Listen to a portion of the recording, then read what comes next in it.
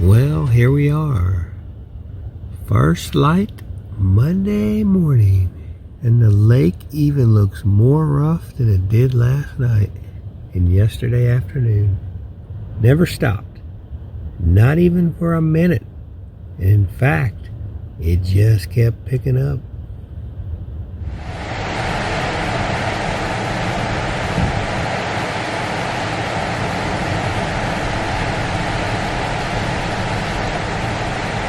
I've been to Lake Superior before. 12-mile campground got hit by gale force winds, bad storm for about 2 or 3 days. This may even be worse. Last night, the Montana literally kept shaking back and forth, and it'd shake like this back and forth, and it'd shake.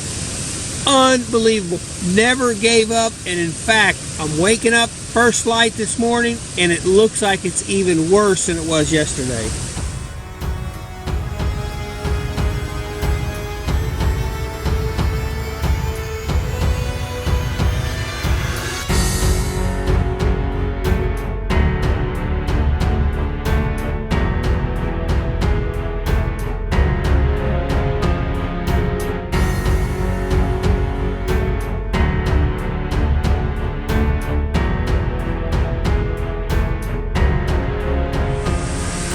So I'm going to try to go down there. I can't sit to Montana and not go down there and try to take at least a little bit of film footage.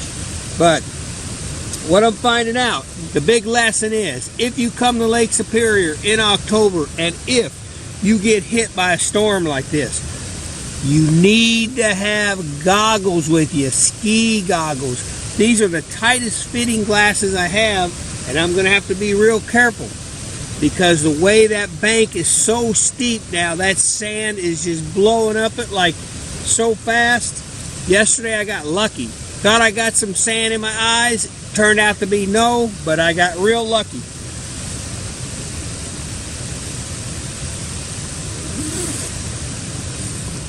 Bad news first thing this morning is I think I may have lost a glove yesterday down on the beach.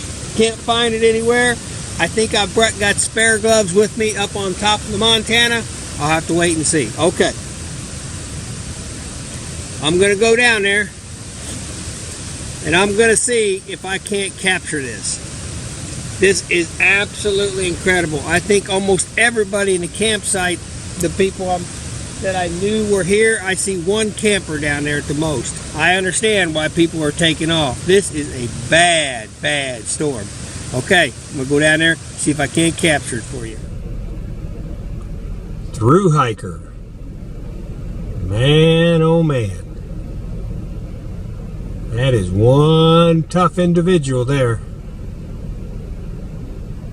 Good luck, my friend.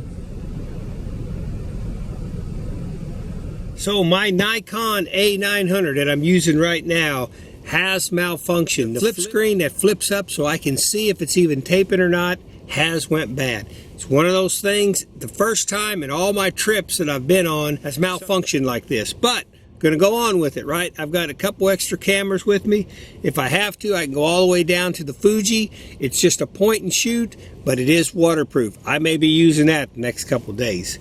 Okay, so what I want to do here is I'm going to show you what it's like. Montana was the perfect vehicle to have here. So I'm going to open up the Montana, leave it rolling. We're going to go all the way down to Lake Superior, and you wait till you see what this beast is looking like. She's a beautiful beast. She's a lovely beast. But to this morning, she is out there dancing, and she is a beastie beast. All right, let's go down there. See what Gitsegume looks like this morning. Just listen to the noise difference when I open up the Montana.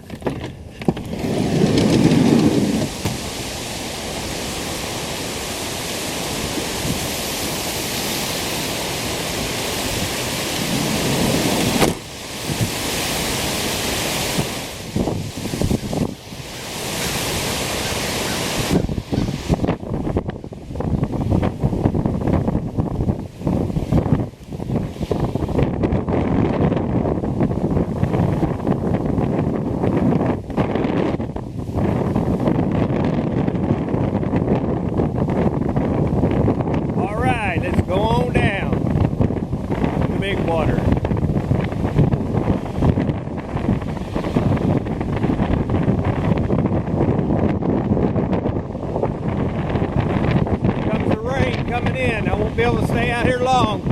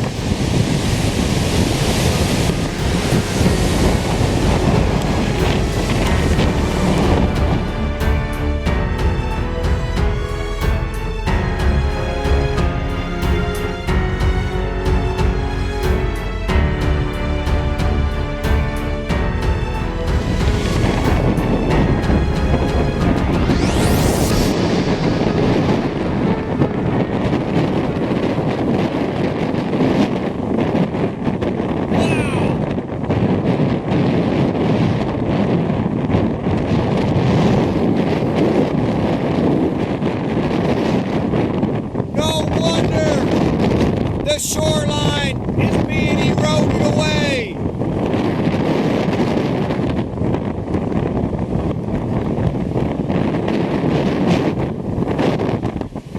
Woo!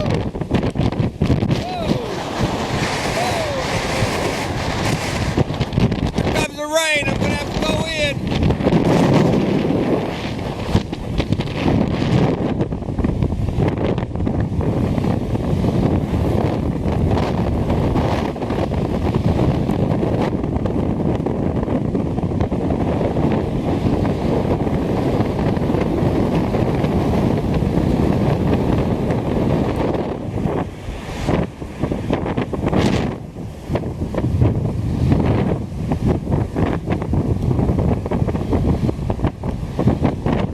That's 50 to 60 mile an hour winds.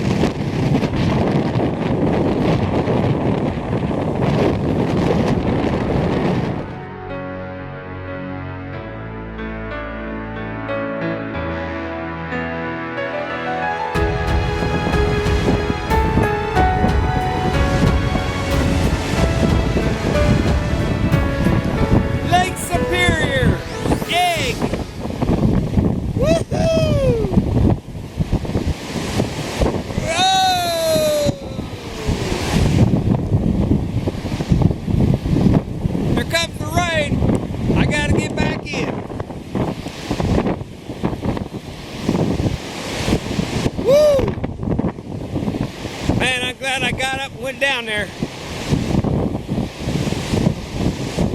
Woo! Wow. What an experience. What a experience.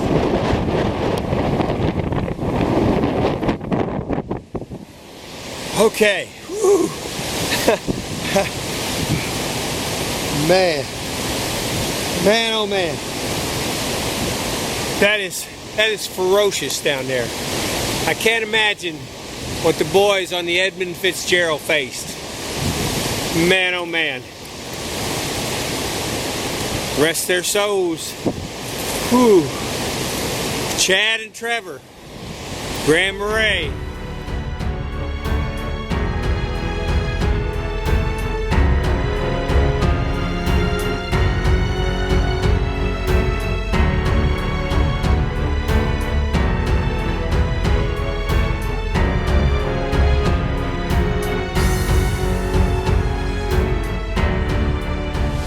Gets swept into the big lake, off the break wall. Day like this, man, rest in peace, boys, you too. Wow. Alright, I gotta get back into Montana. Here comes the rain.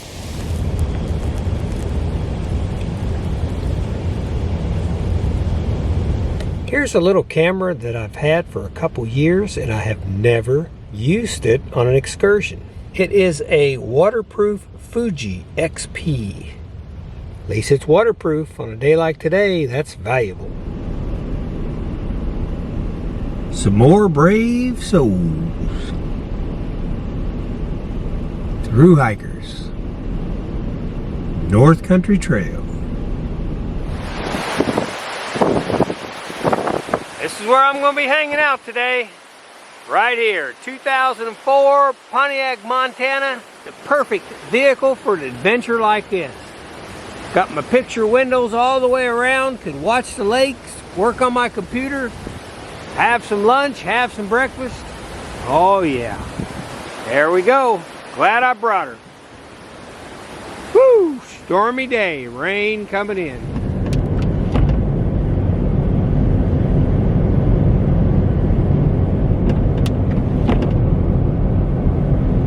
Yeah, this time of year, you know, the UP, you get bad weather coming in, chilly, rainy, high winds, but you know what? The crowds are all gone and you have the place to yourself, and it's so very nice. Yeah, very glad to be back up in the UP of Michigan, Upper Peninsula. Put it on your bucket list if you've never been before. Oh man. You can come in the summertime, you can come when the crowds are here, or you can come up here in late October and see trees like that right there. Oh wow. Glad to be back.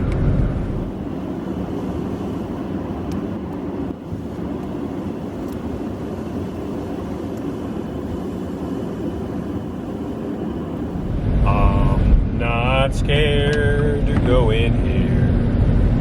I'm not scared to go in here. I'm not scared to go off the grid and deep into the UP of Michigan.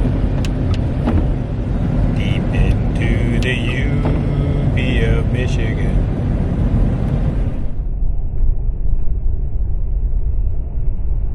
Alright, what I decided to do, I decided just now to turn into Kingston's Lake. Hey, yeah, let's go to Kingston's Lake. I want to take a little drive around right here and see if there's anybody here or not. But what I decided to do is go into Munising. I blew a fuse in the 2004 Pontiac, Montana in the cigarette lighter. Trying to charge up my Rock Pal, make sure it's 100%. And my phone and a camera batteries, and I blew a fuse. Something unexpected. I did not realize it.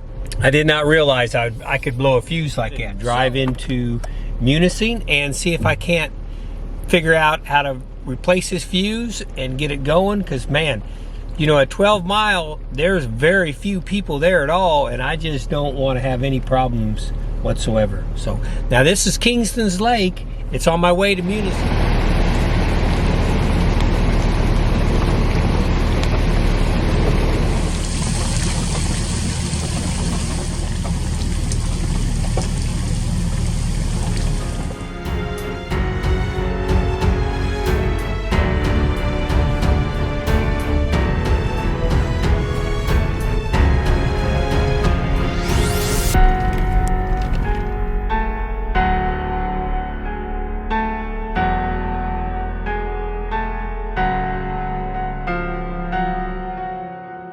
Hey, if you're looking for a great place to explore, here it is. Picture Rocks National Lakeshore, Upper Peninsula, Michigan. Come check it out. It is beautiful.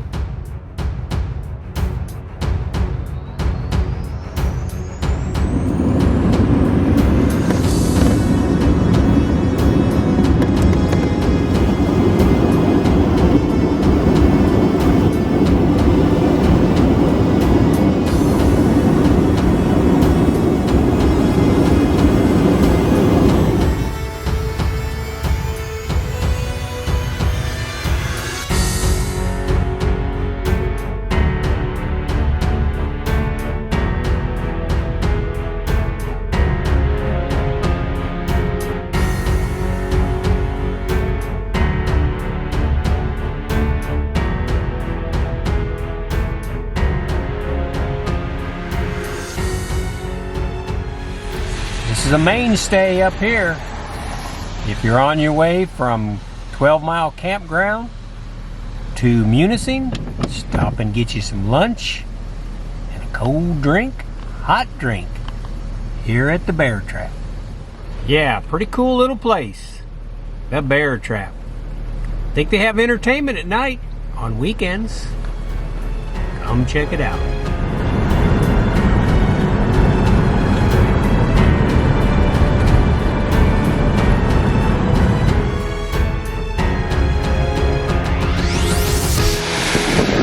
Munising, Michigan.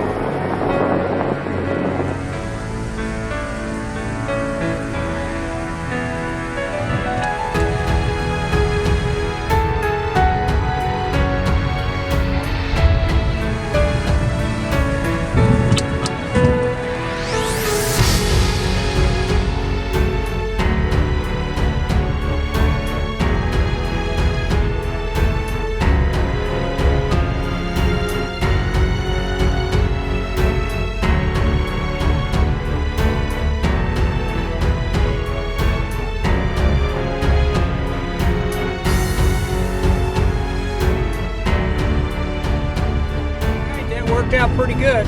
Went on into Munising, Michigan. Found out that was a 20 amp fuse that had blown this morning on my cigarette lighter. I went ahead and got 5 of them. That way there, in case it happens again, I'll have spares. Filled up with gas. Got something to eat while I was there. Might as well. Drove around, took a few photographs. And now I am heading back to the campground. I suspect there won't be very many people there, but that's going to be my home for the next 2 or 3 days until I turn to Montana around and head due south back to southern Indiana. Oh, I am going to make a pit stop. I'm going to swing by my daughter's house, right close, pretty close to Detroit and Flint, that area right there. Going to stop in, visit with her for a little bit, and then head on home. Sure glad I made it. UP of Michigan, one of my favorite places to be. I kind of call it my home away from home. Hope you're enjoying it yourself. Let's get on back to the camp. See if Miss Superior is still kicking up her heels. I suspect she is.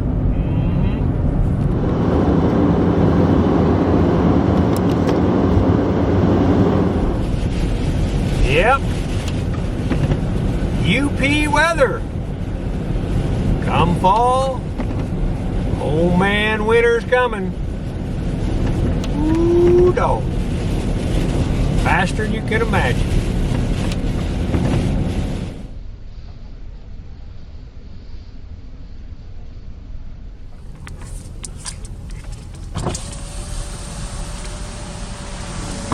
Hello. Enjoy the weather. Yeah, thanks. It's not bad.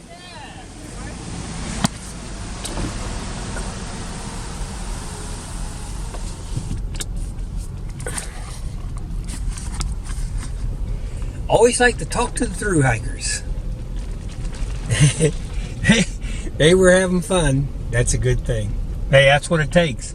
It takes a lot of spirit, and a lot of strength to get out here and hike on days like today. Wow, pretty cool.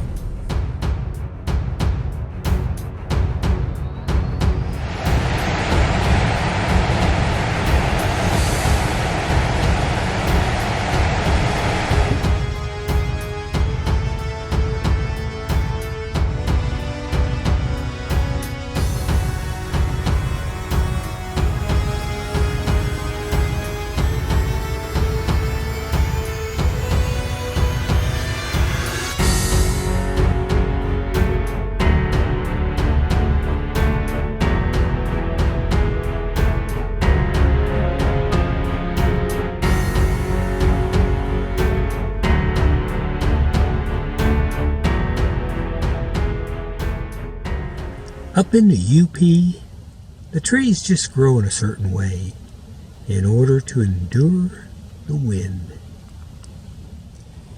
They know, Miss Superior.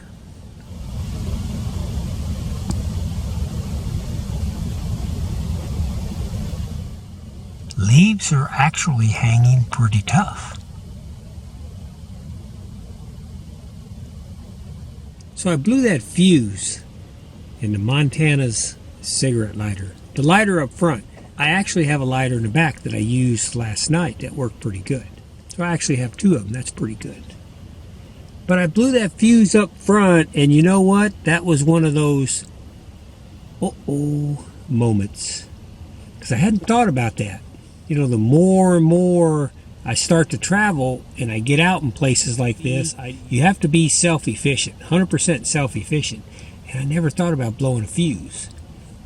Why is it a big deal? Well, I don't want to drain my battery down on the Montana.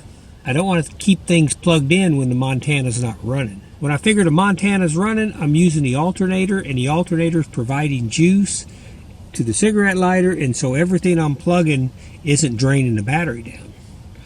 Once I shut the Montana off and I plug in and try to charge my batteries up, now I'm draining off the battery. And you don't want a dead battery up here. No. Because, you know, this storm right here, you know, it looks to me like it may be settling down a little bit, settling into its own. This morning, that was ferocious. Last night, that was bad. But now it's kind of settling in a little bit. But, you know, up here, it could all of a sudden turn to snow or ice, and I'd be stuck. Two-wheel drive Montana, I'd be stuck. So my philosophy is to always be prepared as much as you possibly can. I like this campsite I'm on right now. I'm going to veer off the subject of the batteries for just a second and tell you the thought that just ran through my head as I'm talking about the batteries. Vehicle went by, and when I camp at places like this, I kind of like to be right where the campground starts. Maybe campsite 1, 2, 3, 4. Why? Who can guess why? Leave it in the comments. I'll tell you why. I do it because I like to keep track who's coming and going inside a campground. Why does that matter? I don't know. Just in case trouble was to follow you. Just in case there's trouble coming in and you spot it, it kind of makes you prepared. So like here comes a vehicle right here. Now I've got tinted windows all the way around, darked out tinted windows, so nobody can see me. But watch this vehicle going by right here. I made a mental note that that was a white Chevrolet. It wasn't a Prius. I'm not sure what kind of car it was, but I know it. So like if that car all of a sudden starts going in and out, or I suspect something's weird going on, see, I kind of know that's going on.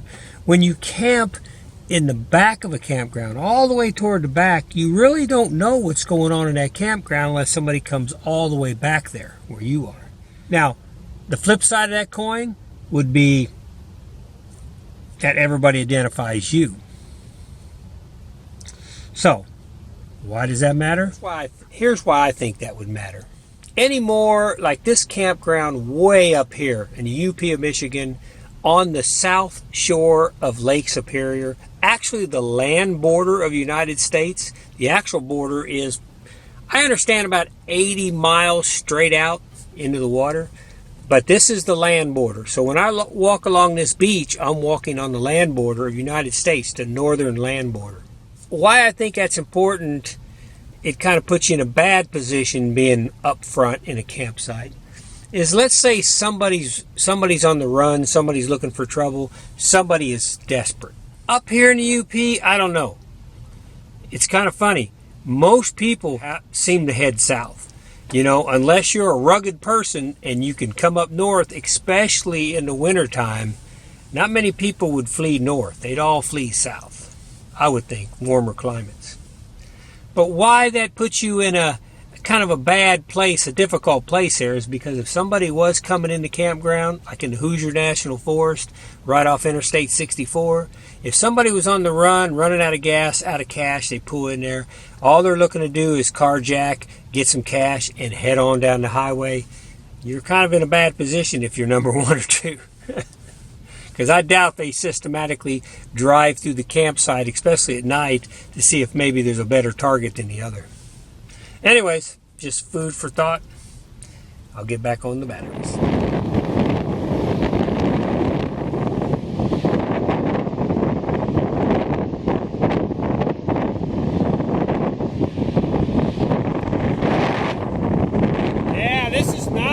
right here.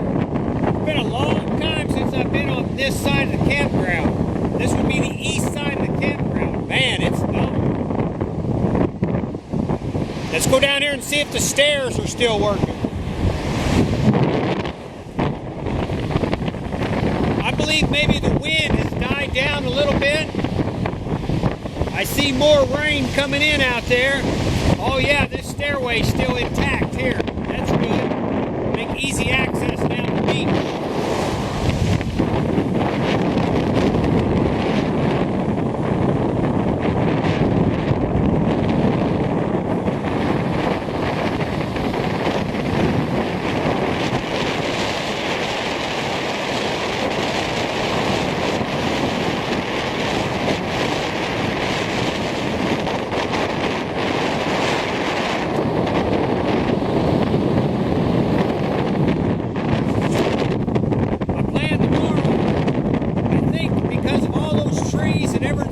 Damage down on the west.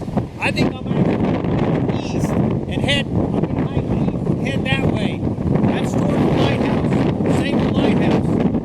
Now Sable Lighthouse is that way. Woo! Man, look at that. Boy, that's about as gorgeous as you can get right there. But yeah, I've got rain coming in. I can see that. So I'm going to go back on up here.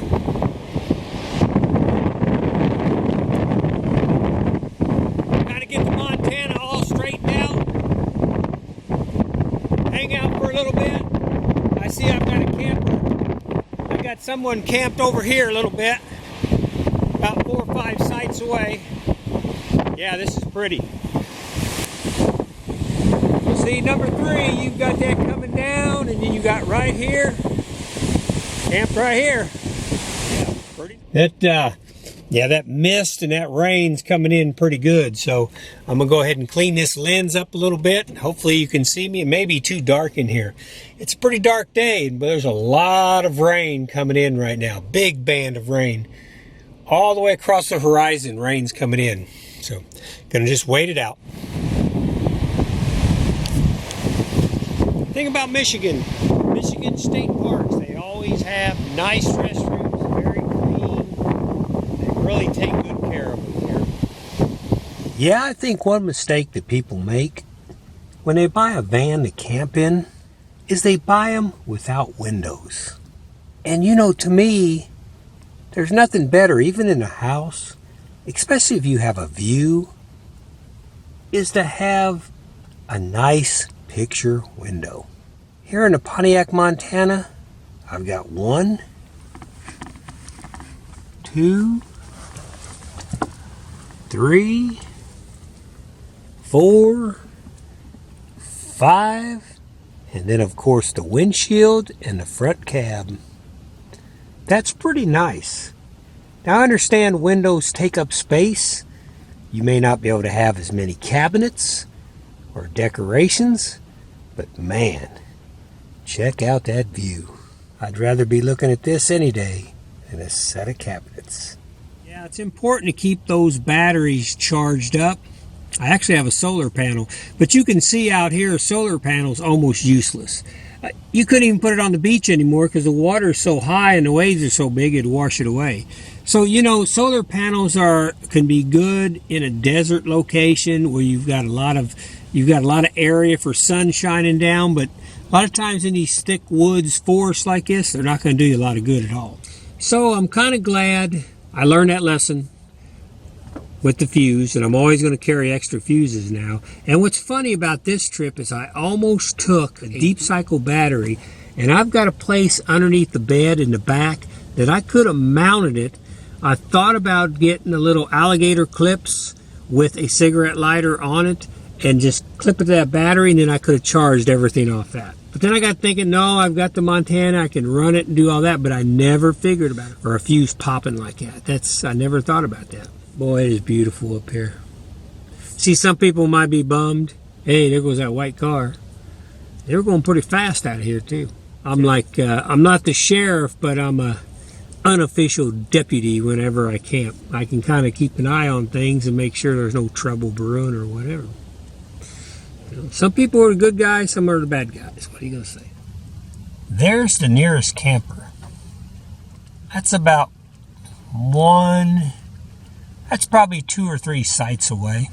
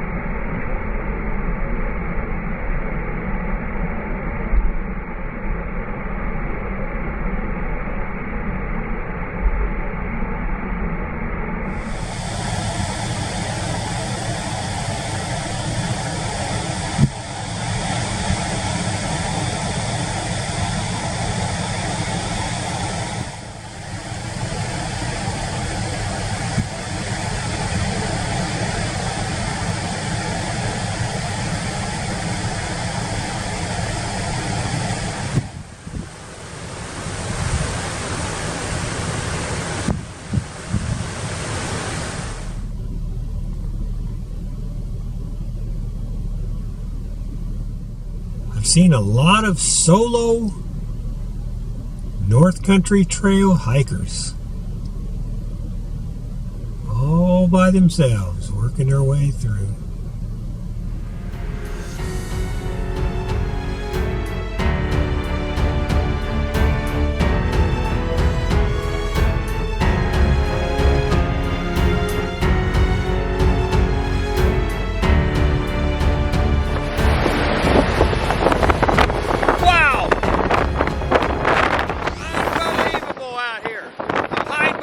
Tree because it's getting stronger as I'm standing here.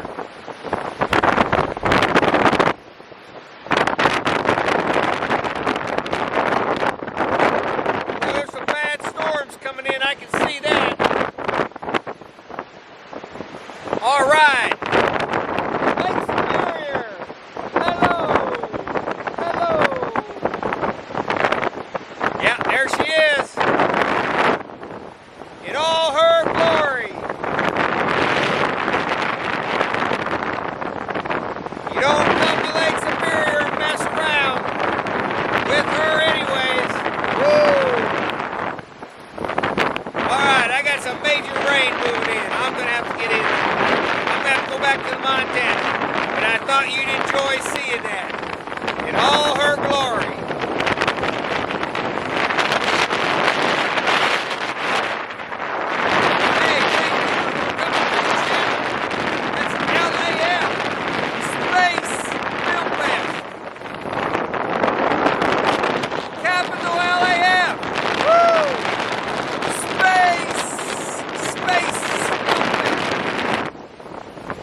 Subscribe button, hammer it down like this sand is hammering me right now. Woo!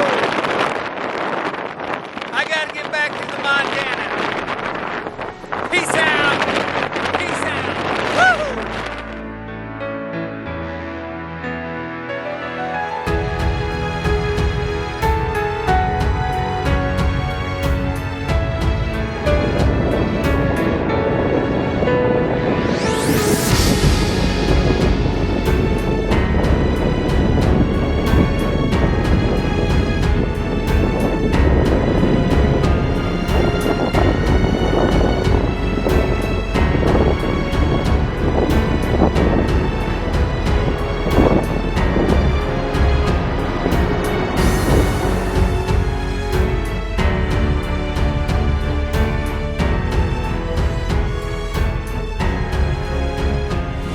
All right, so here I am camped at number 3. And this is where I'll be today and tomorrow. Go over to 37 on Wednesday and finish up at number 2, which is right across the street from where I am right now. Pretty good. But let's see what kind of view I have from number 3.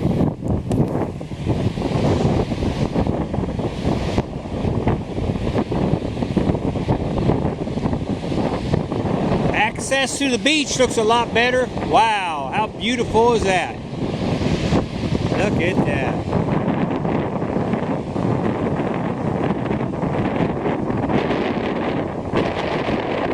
It's kind of weird. It really bothers me that on the Nikon A900, it's not, I can't flip the lid up. That's strange. I didn't realize that. I didn't realize how much that was going to bother me, that I can't do that, but that makes a big difference to me, because when I film, if you go back and look at all my videos, which over 700-800 videos, if you go back and look, the background always changes. Even if I'm just talking like I am now, it's going to be kind of hard to change it here because it's a limited amount of space. But if I was outside, I'd be moving around because I want the background to change all the time. I think it makes it interesting. Anyways, I can't see anymore because the flip screen won't flip up and I can't see what I'm taping. So it's almost like, yeah, well, maybe the camera's on, maybe it's not, maybe it's taping, maybe it's not, I don't know. But I wanted to show you this. I could do this for hours and hours and hours. When I go on a trip, it doesn't have to be like a great big tall 20,000 foot mountain or an ocean or something like that. It can just be something right outside this picture window. And I'll sit here and I'll look for a while, and all of a sudden you'll see there's a lot of stuff going on out here. Most of the time when it's this bad, animals are pretty much in their little holes or in their nests wherever they go. But if it wasn't windy, you'd start to see the animals and the birds and everything.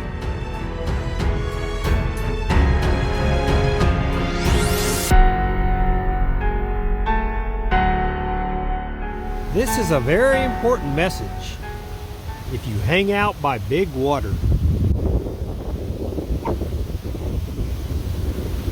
A lot of things happening down there in that current. All right, that concludes a pretty good day. That was Monday.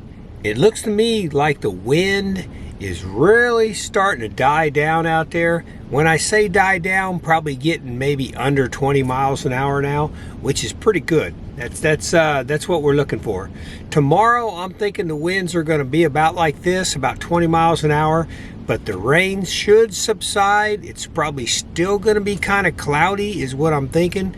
The waves will eventually start to die down, but I think that's when I'm going to go ahead and hit the beach. I'm going to take a hike east from here toward Al Sable Lighthouse. It's been a long time since I've hiked that way. In fact, I think I can only go a couple miles before the beach is going to get too narrow. Maybe not even that far, I don't know. You know, the North Country Trail, had a lot of hikers on it today. One set of hikers had 3, one set of hikers had 2, and then the rest of them have all been solo hikers coming through. Maybe about a dozen altogether. They keep on going. I tell you what, you got to be pretty tough to hike that North Country Trail in October. If you do, you're a real hiker. And you got to have the right gear too, because when this rain comes in, it'll come in for days and days. Rain, wind, and all that kind of stuff. I'd say I've got about an hour or so before darkness. I probably should go down there and maybe film the last light on the water. No sunset tonight, no way. It's way too socked in. Probably no northern lights, but that's the way it goes. And then we'll see what tomorrow will bring.